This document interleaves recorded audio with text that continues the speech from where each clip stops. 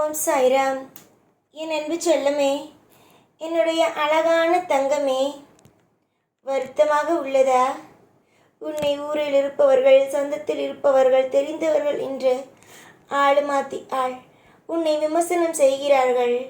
உன்னை எல்லா இடத்திலேயும் அசிங்கப்படுத்துகிறார்கள், அவமானப்படுத்துகிறார்கள் என்று வருத்தமாக உள்ளதா? வருத்தப்படாதே கண்மணி. நீ வருத்தப்பட அவர்களுக்கு சந்தோஷமாகவே ஆகிவிடும். நான் ஒரு விஷயத்தை சொல்கிறேன். யார் ஒருவன் உன்னை கஷ்டப்படுத்தி பார்க்க வேண்டும், நீ அழுவதை வேடிக்கை பார்க்க வேண்டும், நீ அழுவதை எப்பொழுதுமே எல்லா நிமிஷத்திலேயுமே நீ அழுவதை பார்த்து ரசிக்க வேண்டும் என்று எவன் ஒருவன் நினைக்கிறானோ அவனுக்கு முன் தைரியமாக தலையை குனிய போடாமல் நிமிர்த்தி கம்பீரமாக வாழப்பார். ஏன் என்றால் ஒரு நபரை தாழ்த்துவது எதற்கு தெரியுமா? அவன் சந்தோஷமாக இருக்க. அந்த சந்தோஷத்தை நீ எதற்காக அவனுக்கு கொடுக்க வேண்டும்? நீ கஷ்டப்படுகிறாய், அதை பார்த்து அவன் சிரிக்கிறான். நீ திரும்பவும் அழுது அவனுக்கு சந்தோஷத்தை கொடுக்க போகிறாயா? நீ நலமோடும் வளமோடும் வாழ வேண்டும் என்று நினைப்பது இந்த உலகத்தில் உன் தாய், தந்தை மற்றும் தெய்வம், இவர்கள்தான் நீ நன்றாக இருக்க வேண்டும் என்று நினைக்கும் மூவர். இந்த மூவரும் உன்னுடைய வாழ்க்கையில் எப்பொழுதும் நிலையாகவே இருப்பார்கள். சில பேருக்கு எவனுடைய வாழ்க்கை எப்பொழுது கெட்டு போகும், எப்பொழுது அந்த ஒரு கெட்ட விஷயத்தில் நாம் குளிர் காயலாம் என்றெல்லாம் நினைப்பான். அந்த ஒரு இடத்திற்கு நீ உன்னுடைய வாழ்க்கையை கொண்டு வந்து விடாதே. உன்னுடைய வாழ்க்கையில் ஒரு விதமான மாற்றங்களுக்கான நேரம்தான் இது. எப்போ பார்த்தாலும் எல்லா விஷயத்திலேயும் துவண்டிருக்கிறாய். துவண்டு இருக்க வேண்டிய அவசியமோ இல்லை, வாழ்க்கை அவ்வளவுதான் என்று நினைக்கும் விஷயமோ உன்னுடைய வாழ்க்கையில் இனிமேல் வரும் காலத்தில் நடக்காது. என்ன நடக்கும், ஏது நடக்கும் என்றால் உன்னுடைய வாழ்க்கை இதுவரைக்கும் உன்னுடைய வாழ்க்கையில் நடந்த அத்தனை விஷயங்களையும் மறந்துவிடு.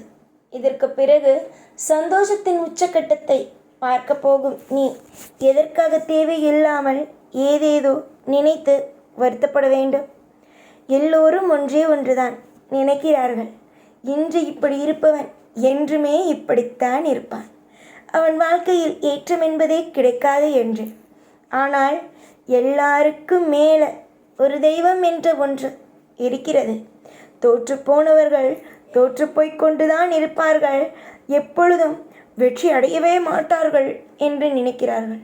ஆனால் தெய்வம் ஒன்று இருக்கிறதல்லவா, ஜெயிக்க வைக்கும், வாழ்க்கையில் சுவாரஸ்யத்தை பார்க்க வைக்கும். இதுதான் வாழ்க்கையா? இதுவரைக்கும் நம் வாழ்க்கை எப்படியோ இருக்குமோ என்று பயந்தோமே, ஆனால் வாழ்க்கையானது நமக்கான அற்புதத்தை காட்டிவிட்டதே என்று நீ நினைத்து நினைத்து நினைத்து சந்தோஷப்படும் அளவுக்கு உன்னுடைய வாழ்க்கையில் ஒரு மிகப்பெரிய ஒரு திருப்பங்கள் வரும். எந்த நிலையாக இருந்தாலும், எந்த ஒரு பொழுதாக இருந்தாலும், உன்னுடைய தேவைகளுக்கு என்னெல்லாம் நீ என்னிடம் கேட்கிறாயோ அது அனைத்தும் உனக்காகவே வந்து சேரும். எப்பொழுதும் ஒன்று தெரிந்து கொள்ளுங்கள், சாய் இருக்கிறேன். நலம், வளம், ஐஸ்வர்யம் என்ற அத்தனையையும் உங்களுக்கு கொடுப்பதற்கு நானே உங்களுக்கு இருக்கும் பொழுது நீங்கள் எதற்கு குழம்பி தவிக்கிறீர்கள்? உங்கள் தலையெழுத்தை எழுதியது வேறு யாரும் அல்ல, நான் தான். நான் உங்களோடு ஒவ்வொரு அசைவுகளையும் பார்க்கிறேன். ஒவ்வொரு விதமான சந்தோஷங்களையும் சகலங்களையும் உங்களுக்காக தரும் பொழுது நீங்கள் எதற்காக மற்ற விஷயங்களை நினைத்து கவலைப்படுகிறீர்கள்? கஷ்டங்களோ இன்றோடு முடிந்தது, சந்தோஷங்களோ இன்றோடு ஆரம்பித்து விட்டது. நிறைய நிறைய நிறைய நிறைய வேதனைகள். ஆனால் இதற்கு பிறகு வேதனைக்கான ஒரு திட்டம் கூட என்னிடம் இல்லை. சந்தோஷத்திற்கான உன்னுடைய காலம் மொத்தத்திலேயே உனக்கு நான் துணையாகத்தான் இருப்பேன். எந்த நிலையிலும் எந்த பொழுதிலேயும் உன்னை நான் கண்கலங்க விடமாட்டேன்.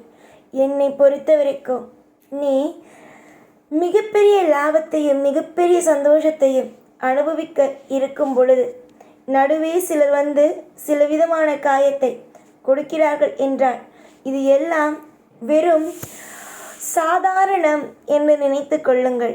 காலப்போக்கில் பேசுபவர்கள் அனைவரும் வாயை மூடுவார்கள். நீயோ தலை நிமிர்ந்து நிற்க ஆரம்பிப்பாய். உனக்கு தேவையானது கிடைக்கும்.